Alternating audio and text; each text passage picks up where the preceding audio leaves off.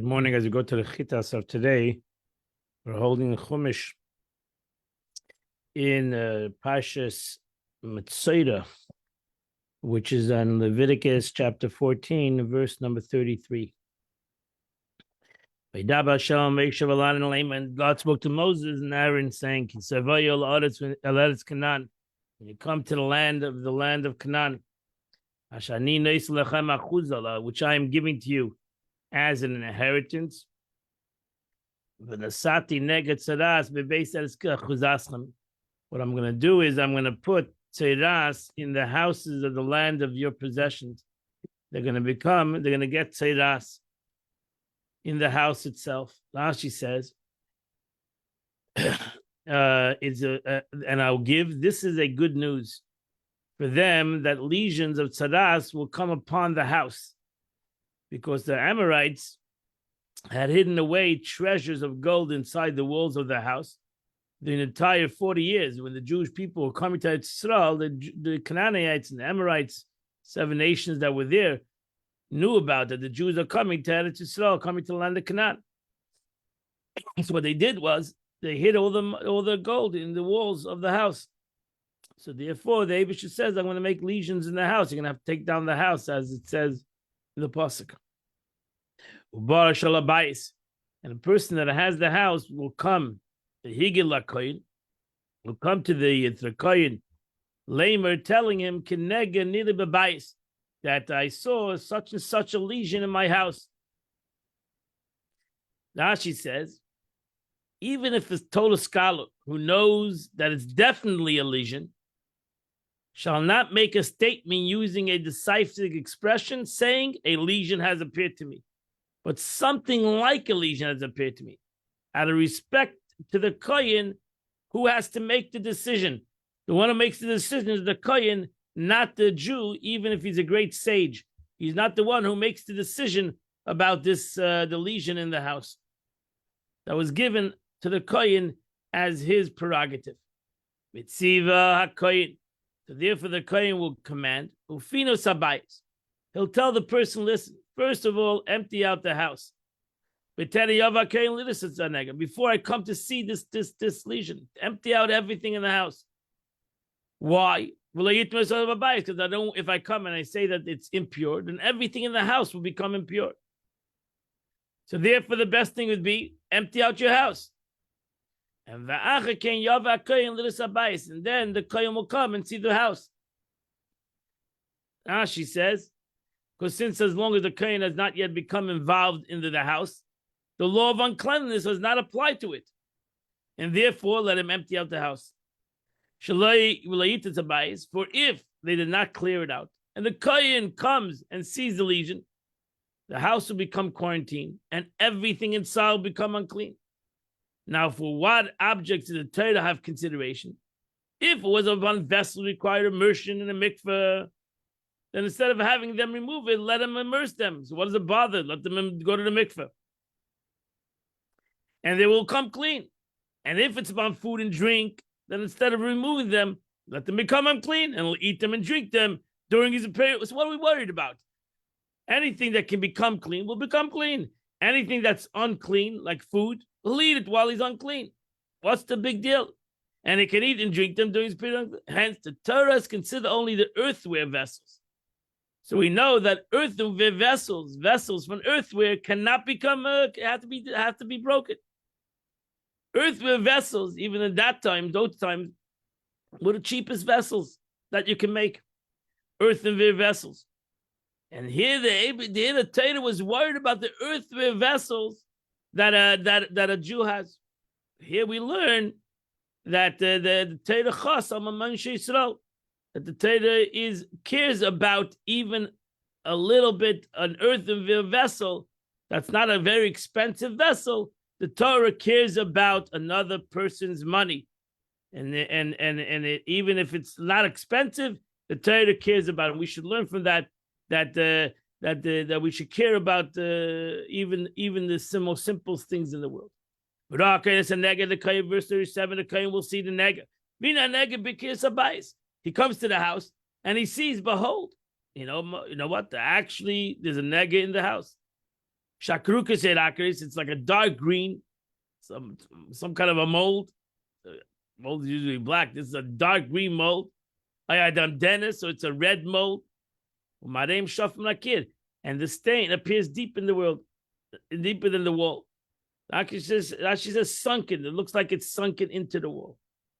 Yotakim and Abayis, the Kayan will go out of the house. Pesach Abayis to the house, to the door of the house. Vihiskid is Abayis. So lock the house down, put the house in quarantine. Shiva 7 for 7 days. V'shav HaKayin, verse 39, the Kayan will come back, Be'em HaShvi. The Kayan will come back on the 7th day. V'rovine Fosa Nega B'Kes Abayis. And they'll look and they'll see that the wall, that the lesion has spread in the walls in the house. Tiva HaKayin v'chiltzas avan. The Kayan will say, first of all, take out all those everything made out of brick. Take out the stones upon the lesion was found. Throw it away. Throw these stones away. A makam tar, to an unclean place. Bury it in a cemetery. Rashi says, as it says, remove them from there. A makam tame, what means to an unclean place? Makam shein taras mishtamasham. A place we usually think holy things are not brought. The Merakasev, that the Torah teaches us that the stones contaminated their place as long as they are there.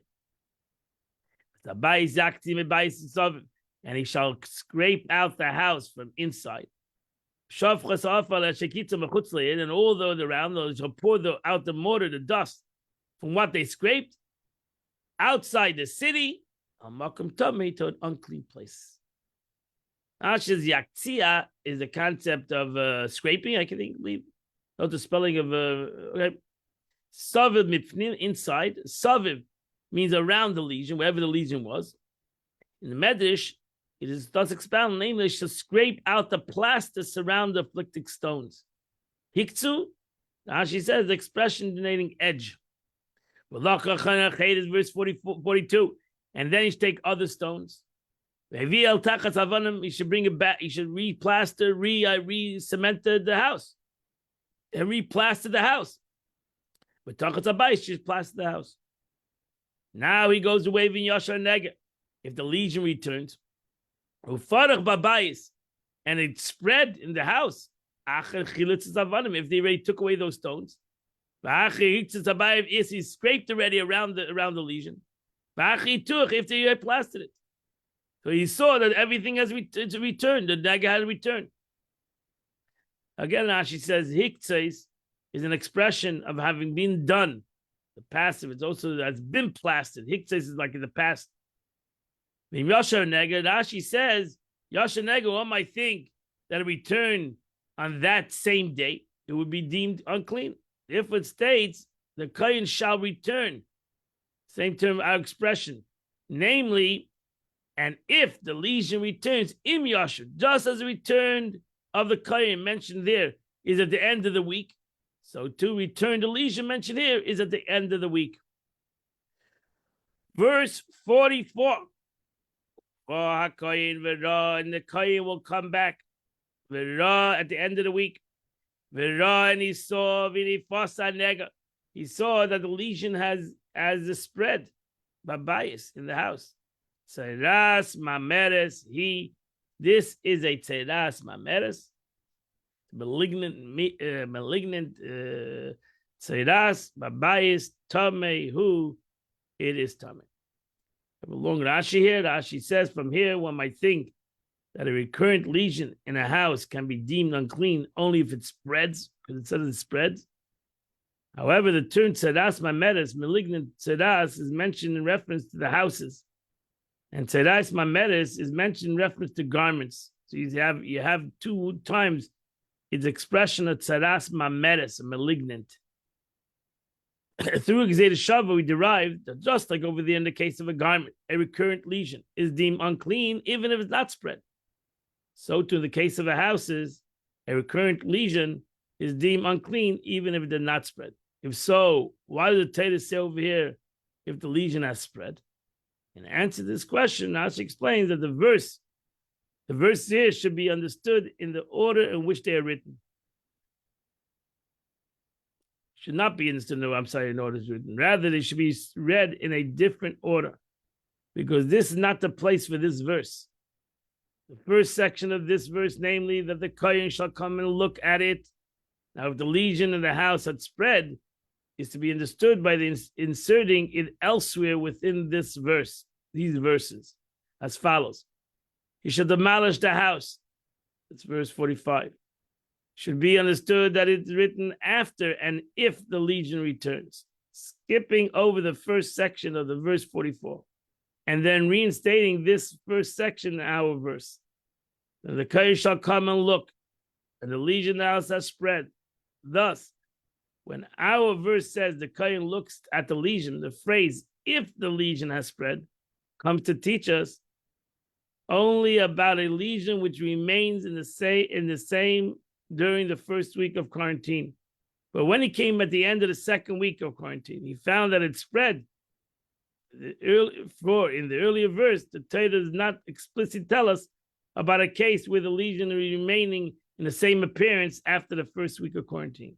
Here, though, the scripture, Torah, teaches us that mentioning the spreading, that it's referring only to a legion that remained in the same as the first week, but spread in the second week.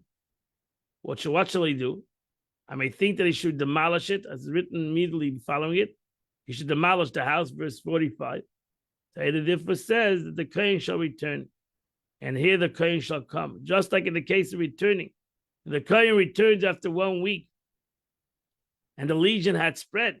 He must remove the unclean stone, scrape and plaster, and give it to another week of quarantine. Likewise, in the case of coming, where the legion had remained the same for the first week, but spread during the second week, he must remove the unclean stone, scrape and plaster, and give it a week of quarantine.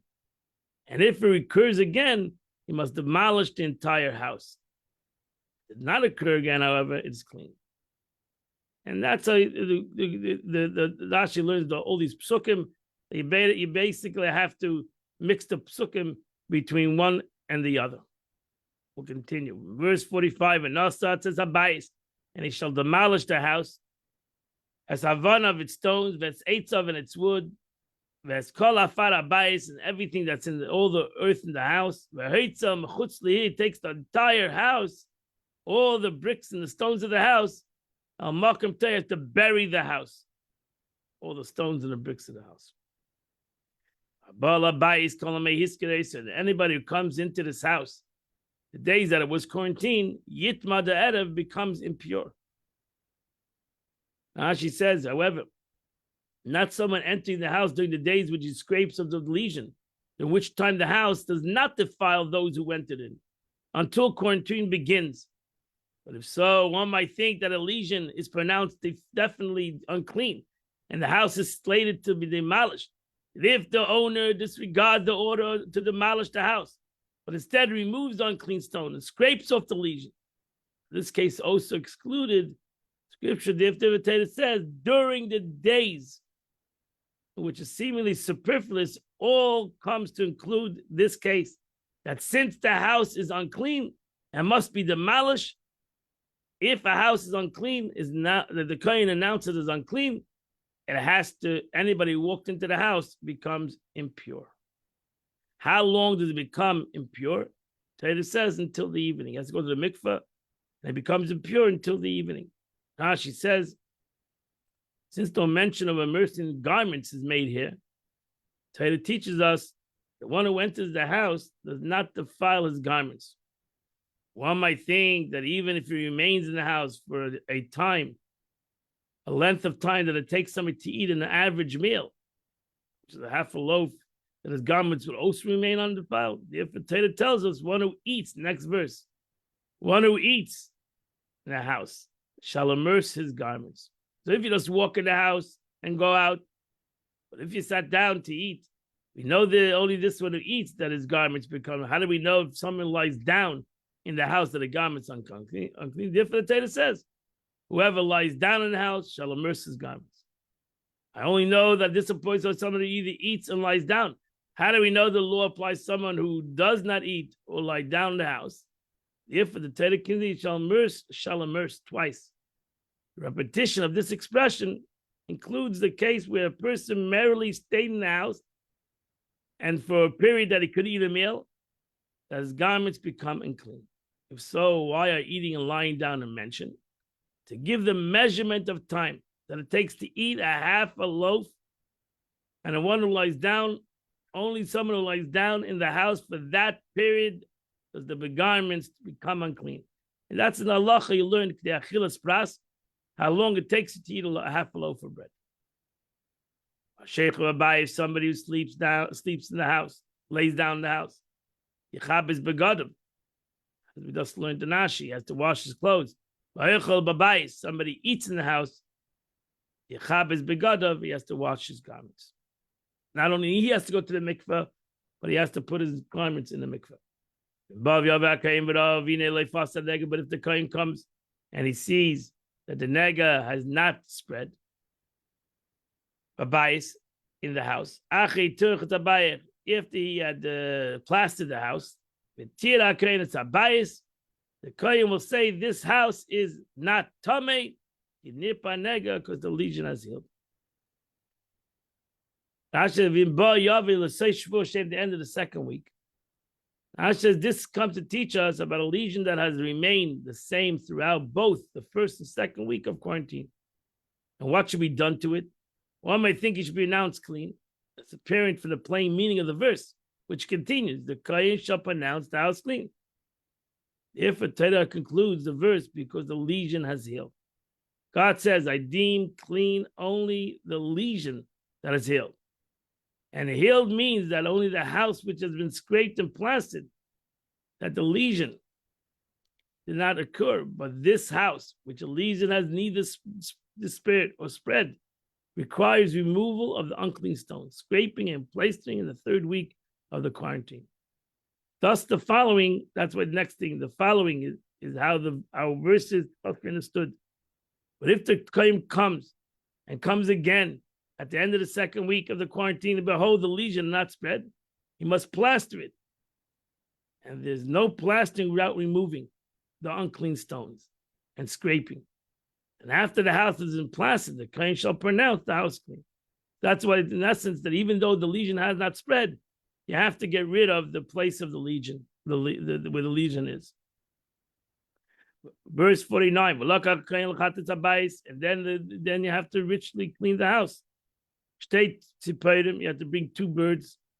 And a cedar stick and a strip of crimson and a hyssop. You have to slaughter the 1 bird. In an earthen vessel of mayim chaim in spring water. Verse 51. Then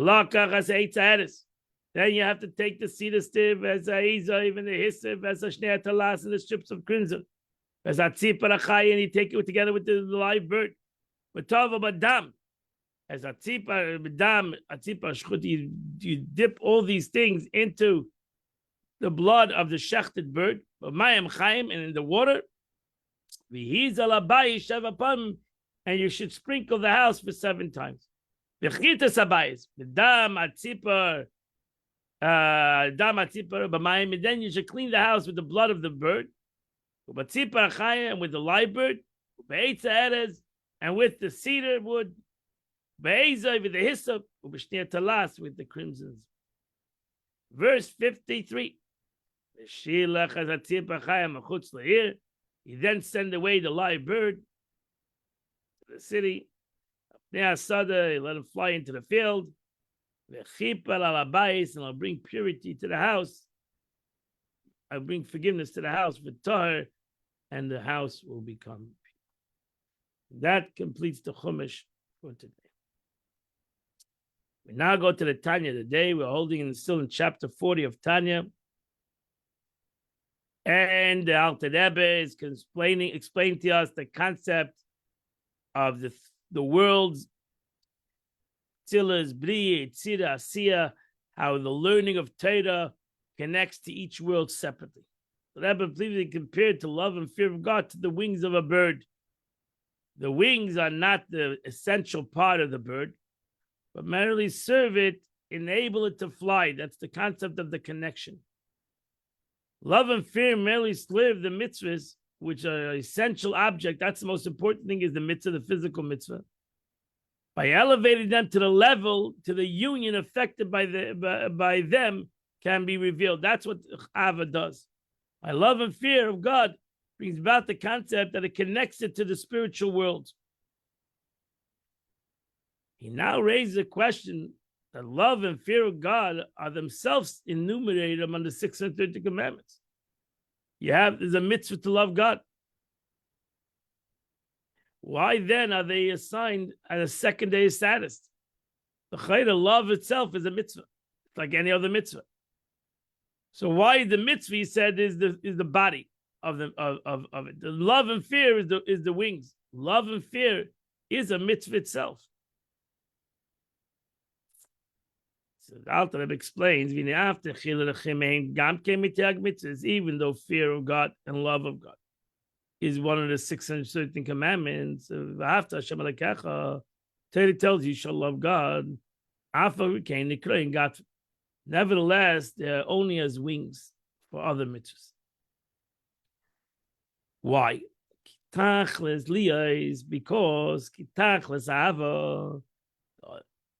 the goal of love, is resulting from this love. The goal of love is the service of God resulting from this love. What does that mean? Its purpose lies not in itself, but its role as a motivating for serving God via the mitzvah. For this reason, it's like wings, which is secondary to the bird itself. So that's the concept of love, is basically a connection, in essence, that it gives. It's the chanal mitzvah, so to say. It is the way we do the mitzvah. That's the mitzvah, is the way we do the mitzvah. But I have a love without service. If you just have love of God, people always say, "I love God," meaning love that love that is not in a means to an end, but an end to itself. Ya'ava b'tanugim is a love which is experience of delight.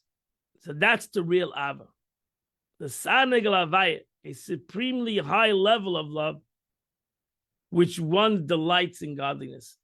So if one has the capability to have such a kind of a love, that's really that's what the pasuk is talking about. To have love, the mitzvah of love of God. That's Ava b'tanugan, that a person has a delight in God. Regular Ava is the connection. Me'ein olam haba. That's the nature of the will to come. The Kabbalah schar, and thus consists reward. Meaning, such a love for God is actually a foretaste and a part of the reward to be given in the world to come. It does not itself represent the service of God. And therefore, the pasuk says, therefore the pasuk says, today is a day to do. Uksiv, and then the verse says, today is a lifetime of action and service. Ulamachar, in the world to come, the kabel schar is to receive reward. Thus, in this life, the time of service, the love that leads to service is a love most prized. He, however, who has not attained this level of savoring a foretaste of the world to come, has not yet reached the level of a love experienced of delight. That's the love of tzaddikim.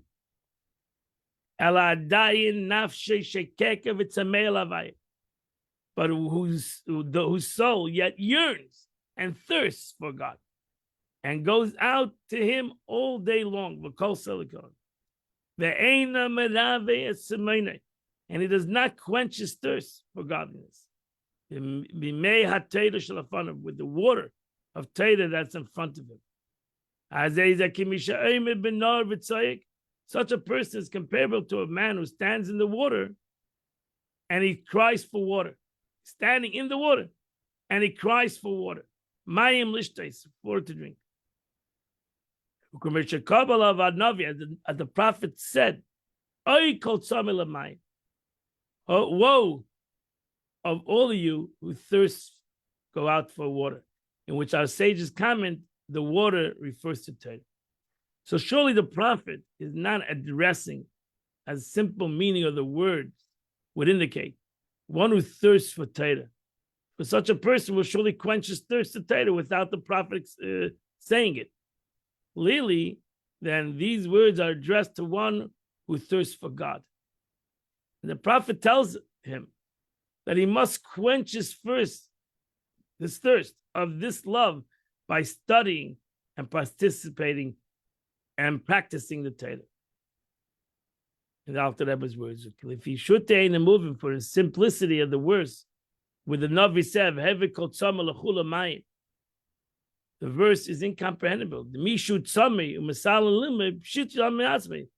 He who is thirsty and desires to study Torah will surely do so on his own accord. And why does the prophet cry out and say, "Oi"? Clearly, then the verse refers to one who loves God. He loves God in the Torah and thirsts for him. Now, if love of God ends for itself, the service of prayer could suffice. For it creates a love and a thirst for God.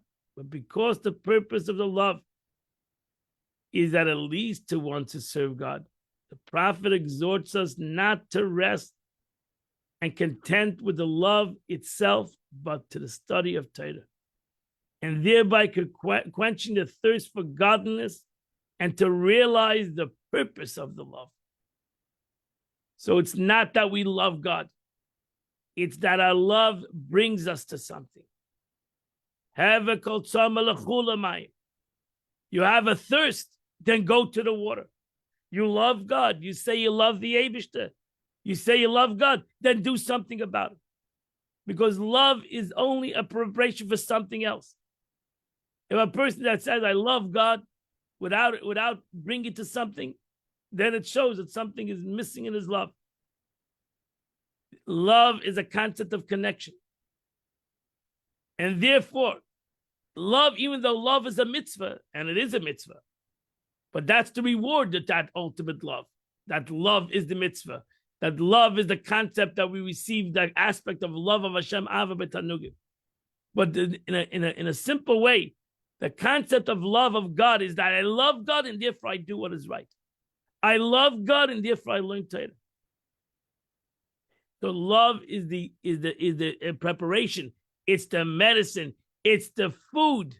That's why Mayim is compared to Torah. Learning Torah is compared to Mayim. It's compared to food. Because just like water and food quenches our thirst. It's not just we drink water, just for water. Water quenches our thirst. So water accomplishes something. Love needs to accomplish something. Ava and Yira needs to bring to something. And what does our Ava and Yira bring to? That we use our search to bring us to somewhere. So it's not just that we have a search of God and it brings us nowhere. Our search of God brings us to do this mitzvah. Our love of God brings us to do this mitzvah. Our awe of God brings us to do this mitzvah. And that's why, again, Kabbalah, the Zohar compares that love of God and fear of God are confined, are the wings. Just like the bird is a bird, but it cannot fly. Cannot come to a place where he needs to go. He needs to fly. So too this mitzvah needs to have the avas of Shem and Yirat Shem that it brings us to the place that it needs to go to. The ultimate concept of Ava, the ultimate aspect of this love is that we're going to have Ava b'tanugim. So that's why it says, Ayayim la'asayse, the love that we have today, it brings us to do. Machar, Mitzvah and Elam Haba, Mashiach comes, we will have the true concept of this love, which is Ava b'tanugim, which is a love within itself, a love that has in itself its own means, a concept of delight and godliness. As this matter is discussed elsewhere at length. And that completes chapter 40 of Tanya, completes the Tanya of today. Today is the 9th day of the month, which is chapter 49, chapter 54. Do chapter 49 to chapter 54, which is 6 chapters, you do the chitas of the day. Have a wonderful day, everybody. Have a beautiful day. And Amrit Shem, we'll see you tomorrow. 8 o'clock, we'll continue the chitas of the day. Have a beautiful and happy and healthy day. God bless you.